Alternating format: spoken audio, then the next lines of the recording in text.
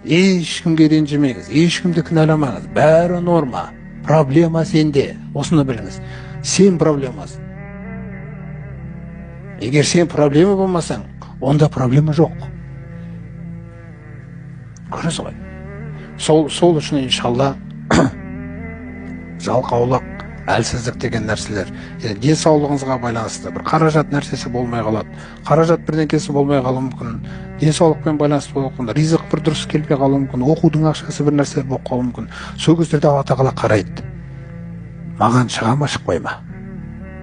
Бір кезде жаңа оқудың ақшасы шықпай жатыр.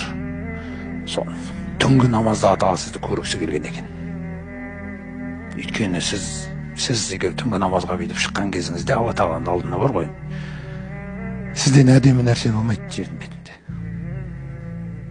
Өйткені пайғамбарымыз саллаллаху алейхи айтқандай, Құран оқылған үйлер періштелерге солай көрінеді жердің бетінде. Жердегілерге аспандағы жұлдыздар көрінгендей дейді.